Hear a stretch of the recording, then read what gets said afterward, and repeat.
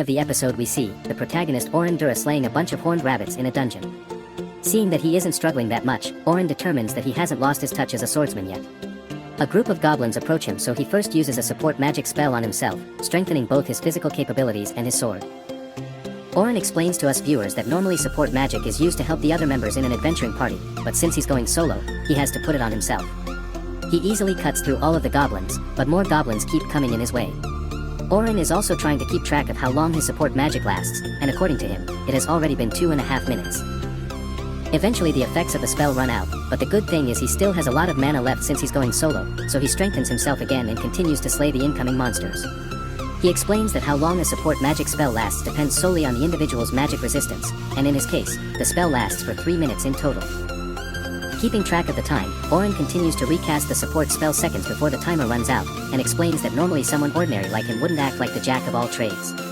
He claims that he was once an enchanter before he was forced to leave his party out of nowhere. A flashback shows that 2 nights ago, Oliver, the leader of Oren's party, approached him along with the other party members. As Oliver tells Oren about his decision, Oren initially assumes this is some kind of an unfunny joke since he and Oliver are close childhood friends.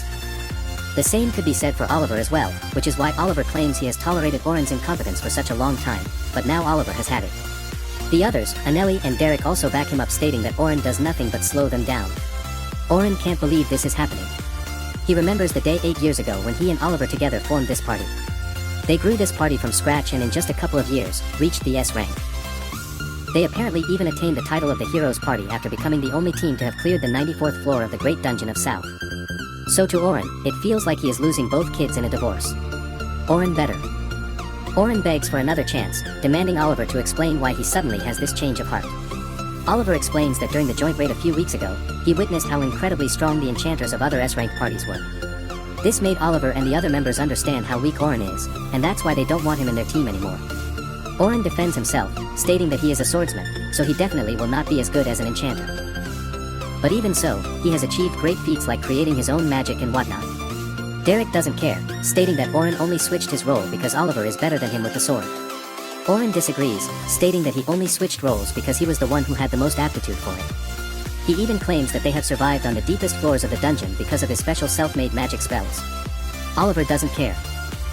He reveals that he has already selected a replacement enchanter and apologizes to Oren for betraying him.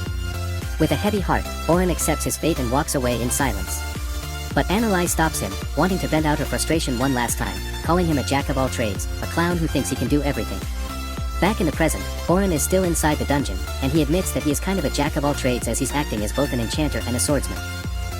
But he vows to become the best at both, so the likes of Anneli can